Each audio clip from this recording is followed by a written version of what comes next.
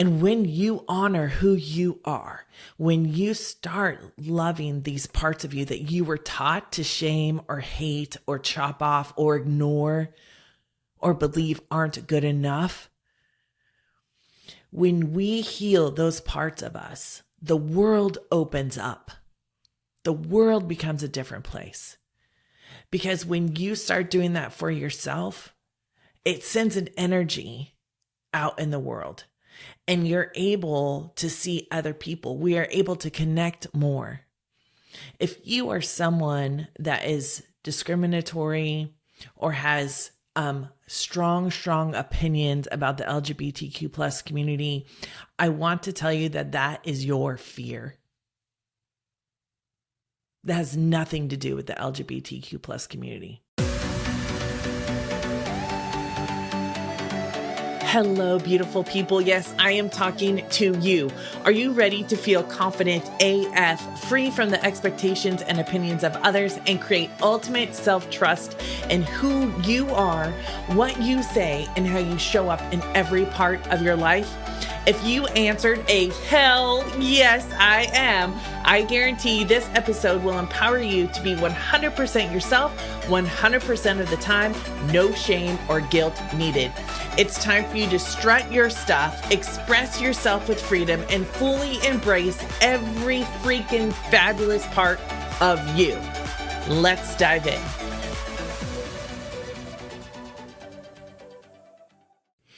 Hello, my beautiful friends, and welcome to another episode of Road to Radical Visibility.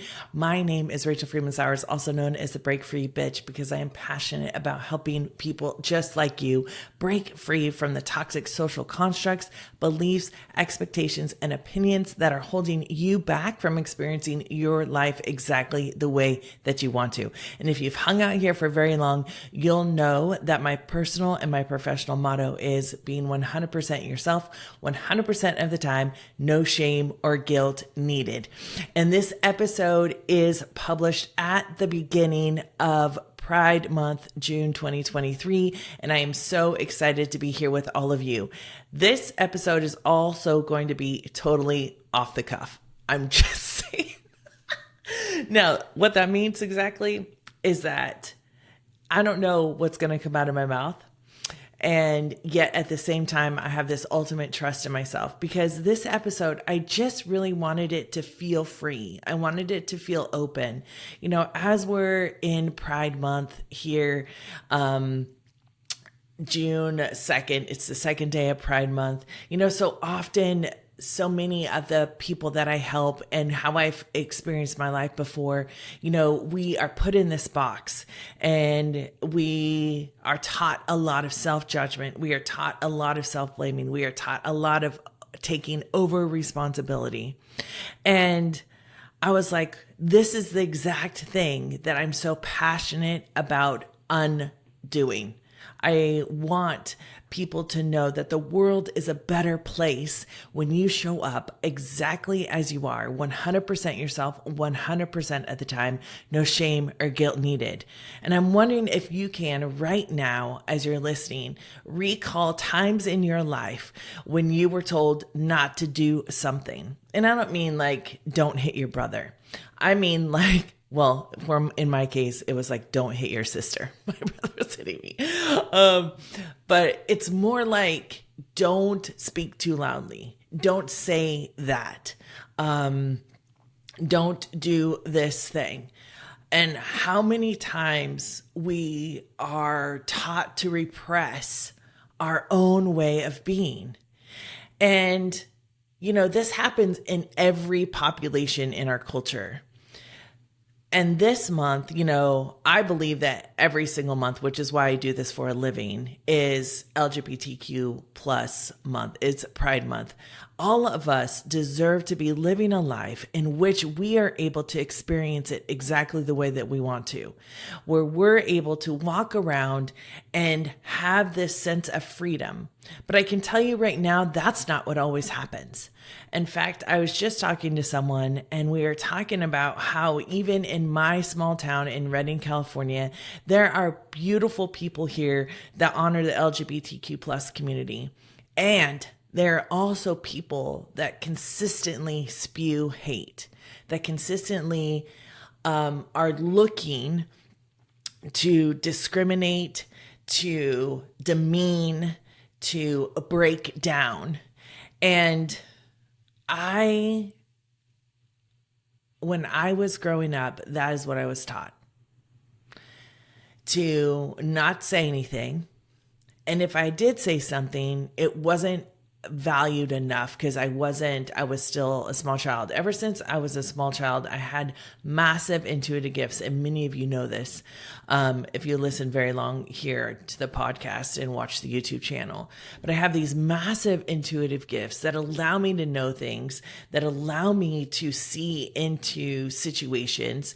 And part of it, I do believe, is like an ADD thing where I can see a bigger picture.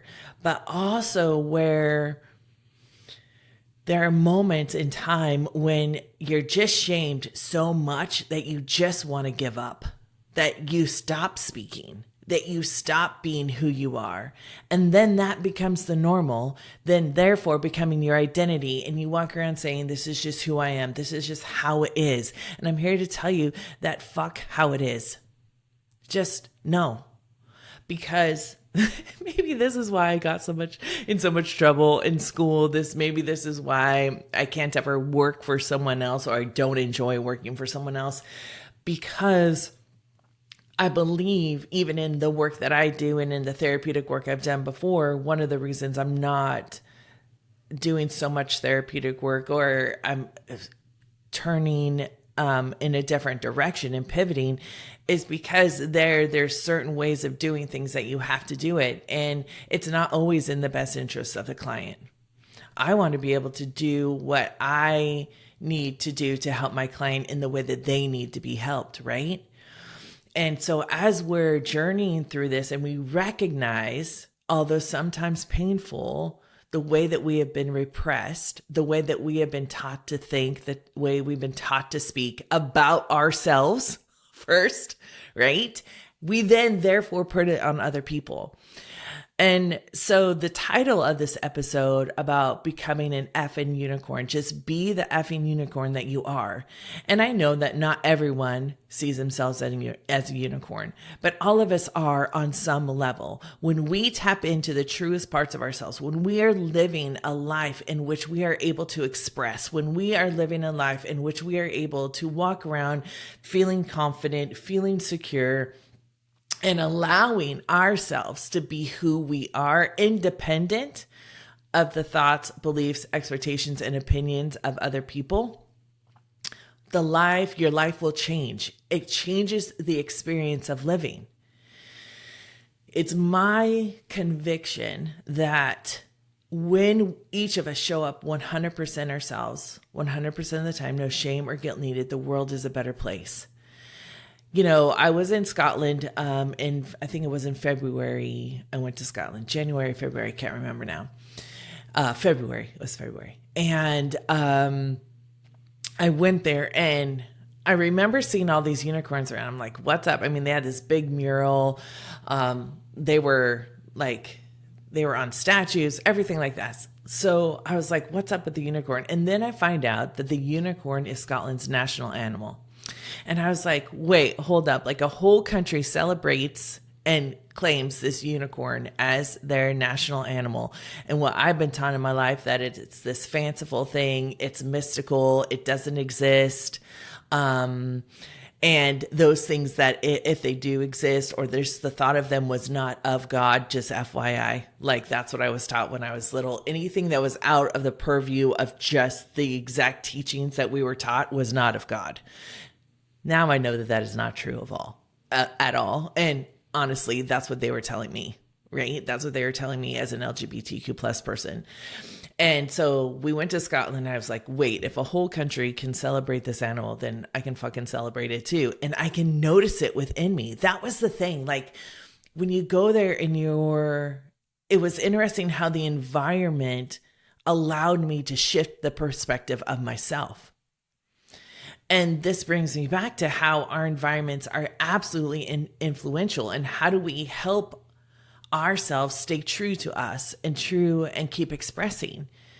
Because in the United States, we've been taught from a very young age that this is how you do things. You sit in school, there's no, and I know now it has changed. So I think that things are better, but I don't think that things are as good as they could be. I think there's way more work to be done.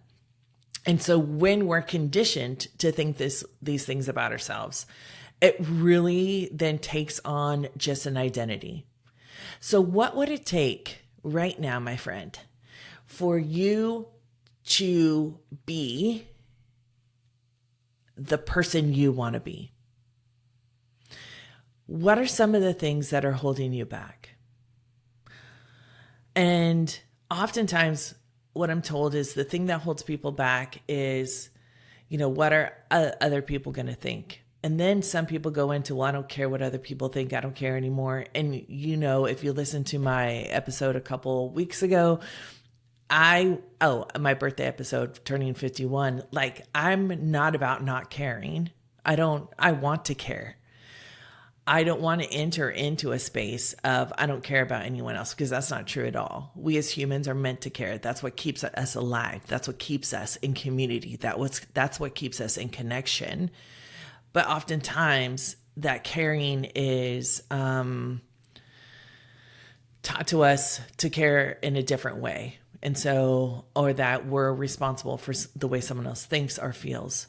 And so when we return back to our ability to care for ourselves, when we return back to our ability to see ourselves for all that we are, which is a big task, mind you, then we see the world differently. Then the world becomes a better place. What would it feel like for you to walk around unashamed? What would it feel like for you to express yourself the way that you want to, right? So many people in the LGBTQ plus community right now are under fire. The trans population of our community is under great oppression, under great systemic, toxic,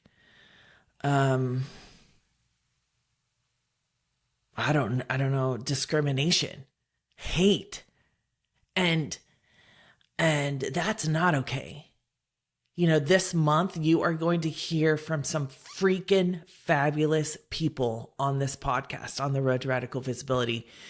And these people tell their stories, and they tell how they've experienced life. And when you honor who you are, when you start loving these parts of you that you were taught to shame or hate or chop off or ignore or believe aren't good enough, when we heal those parts of us, the world opens up. The world becomes a different place. Because when you start doing that for yourself, it sends an energy out in the world, and you're able to see other people. We are able to connect more. If you are someone that is discriminatory or has strong opinions about the LGBTQ plus community, I want to tell you that is your fear. That has nothing to do with the LGBTQ plus community. It has everything to do with you and how you believe about yourself. That's what that's about.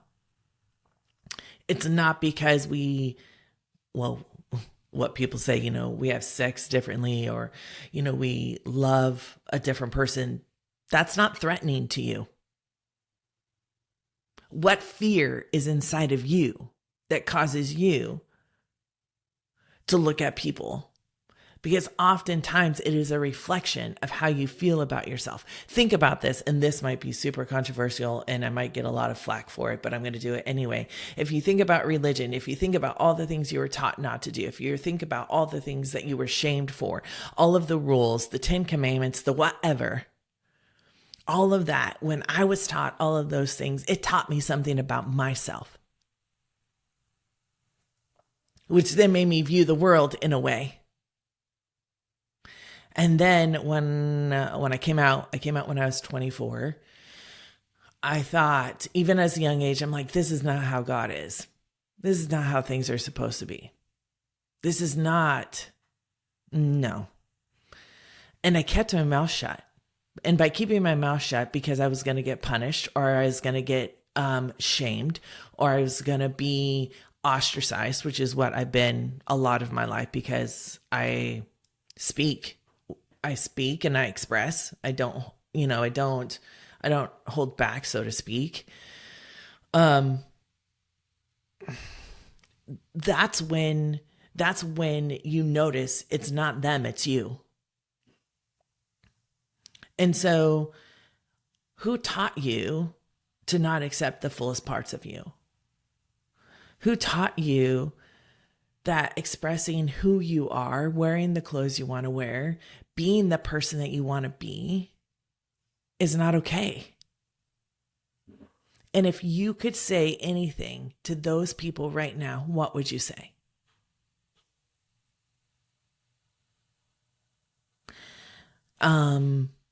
I was talking to a client who has suffered a ton of abuse, who has gone through so much. And we are talking about sacred rage. And sacred rage is the expression of rage that allows you to release. And we were doing some meditations, visualizations, and some other things about some abuse. And I asked her, I said, what would you want to say? And she's like, what would you want to say? How can you get mad? Like, how can you have this sacred rage that will help you heal? And she's like, I can't do it. I can't do it. And I was like, okay. She's like, because if I get mad, they win. This is something that I was taught. For that kid that bullied me from the 4th grade until the 10th grade at a private Christian school where no one except my 4th grade teacher would halfway stand up for me. And I was told that being kind to him was like heaping hot coals on his head. That fucking wasn't true. Like, it wasn't. And how often we're taught to repress, even as women too, repress our voices. Not make a ruckus. Don't cause any stir. Don't stir the pot. Don't do whatever. All of these things have affected us, and they affect the way that we experience our lives now.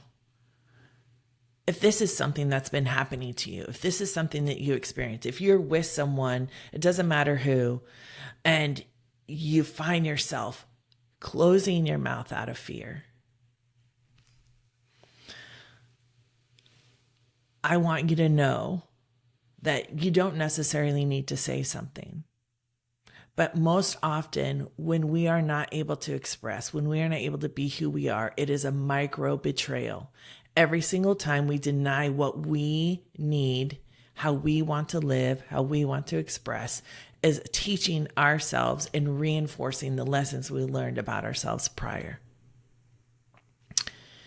So I guess we move into how do we express?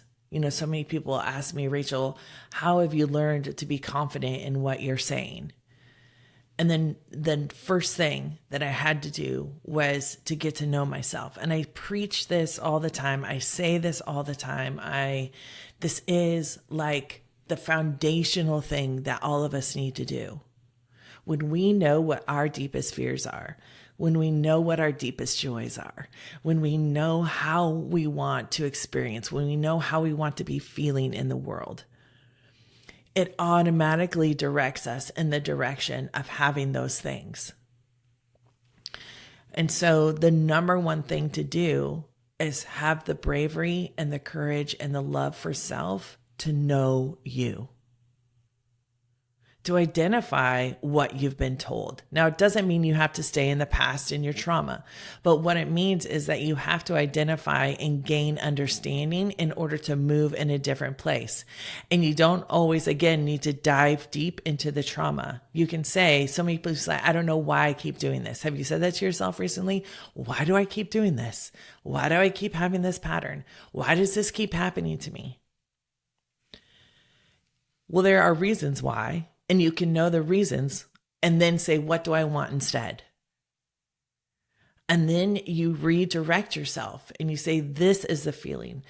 The other thing that comes with the benefit of knowing yourself is that you can control your internal state, which means instead of standing there in fear, like I've done so many times, I literally stood there in fear and didn't say anything. And everything inside of me was like, you don't get to tell me what to do. You don't get to tell me how to live my life, right? All of the things. When you understand these parts of you, you can then know where you want to go. This takes a lot of commitment and a lot of self-love. But when you start seeing yourself as the valuable person that you are, when you start seeing yourself as the worthy person that you are, then you begin to shift your experiences in the world. Now, I'm here to tell you that I'm a very confident person. I know that some of you out there are very confident people. And yet there are little tweaks that can be made that I continue to make every single day. How can I show up even more? How can I spread this word even more? How can I empower people even more? And the ability to go within and look at ourselves gives us the then ability to go to the next level, to say, I want to become even more vulnerable. On a podcast, with Nick Demos, he had said to me, he's like, Rachel, you're a vulnerability powerhouse. He's like, you're so vulnerable. You're so open. And that was probably one of the most beautiful compliments I could have ever received. So thanks for that, Nick. And it's noticing, and not just an outward confidence way, these things about ourselves, how we are, how we want to be, what we bring into the world, and not waiting for other people to value. When we have this ability to internally generate these feelings, when we have this ability to internally generate self-love and acceptance, and then we don't rely or have necessarily always a reaction to an external environment. So in my town, in Redding, California, again, there are beautiful people here. And there are people who hate. And I will tell you, as an LGBTQ plus person, as a LGBTQ plus entrepreneur, there are people who hate us. There are people here who openly demean, discriminate against us. I had a yard sale not that long ago, and this lady walks up into my house, and I'm sitting there in the garage, and she's like, her kids come up, and it was about this time last year, and her kids come up, and they're like, oh, I like your pride flag because we have one hanging in our garage. I was like, oh, are you going to Pride this year? And the mom swoops in and says, no, they're not going. And I was like, okay. And she's like, haven't you ever heard of gays against groomers? And I was like, no, I've never heard that. Go look it up. Anyway, she's standing there in the garage, and she said this to me like 3 to 4 times. And she's like, oh, it's where, they're against the gay people who groom children. And I was like, but you're saying like our whole population is doing that. And she's like, well, it's gays against groomers. And I was like, straight people are groomers too. Like, it was so bold in my space. And I was shook by that for a while. And I was like, I told her, I was like, well, that is not something that happens here. And that is not something that, you can say about everyone in our population, in our culture, because it's all over in society. And so I was just like, hold up, still to this day. And I'm 51 and it's 2023. People are spewing the same rhetoric as I heard when I was 24. And I was told by someone that lesbians are child molesters. To my face, while I was a therapist, helping foster children, highly traumatized, heal. This is why it's important for you to show up 100% yourself, because we need every single one of us to say, I am worthy of being here. When I say I am worthy of being here, that means you are worthy of being here. That means you are worthy of your desires, that you are worthy of what you want to experience in your life. And sometimes it's literally just not to be hated at. Right? So, getting to know yourself, acknowledging and loving these deepest parts of you that have been harmed, that have been told that they weren't good enough. This is often the first step. And I am hoping that this podcast episode, although unscripted, will help just one person out there say, hey, wait, I'm ready to uncover this stuff. I'm ready to show up as the effing unicorn that I am. I am ready to say, I want to participate in this world. And because I am doing that, make it a better place. Make it a more compassionate place. Make it a more empathetic place. Make it a more happy place. Make it a more joyful place. Make it a more beautiful, diverse place. When we create diversity, when we acknowledge diversity, the world does become a more beautiful place. If you don't travel, I want to tell you, travel. Get outside of your own space. Get to know and expand your mind. All right, my friends, that's what I have for today. I hope you found it empowering and inspiring, whether you're a part of the LGBTQ plus community or not, to live your life the way that you want to express yourself in a way that creates more love and understanding and joy in this world, where you come seeing yourself fully, complete, whole, and perfect, just as you are, and allow yourself to shine in that way. All right, so I'm going to end this episode like I end every single episode. Please make sure to stay true to yourself, be kind to others, and always, always, always honor the wise one within you. I'll see you all later on the next road to radical visibility. Until then, bye. Hold up, don't go yet. If this episode inspired you to be 100% yourself, 100% of the time, no shame or guilt needed, even just that little bit more, I would love to hear from you in the comments below. I'm here, and I know you are too, to make a positive impact in the world. So don't forget to share the love. And if you were left wanting more of this type of kick-ass content, then don't forget to click the like and subscribe button. Until next time, make sure to stay true and be you. Until then, bye.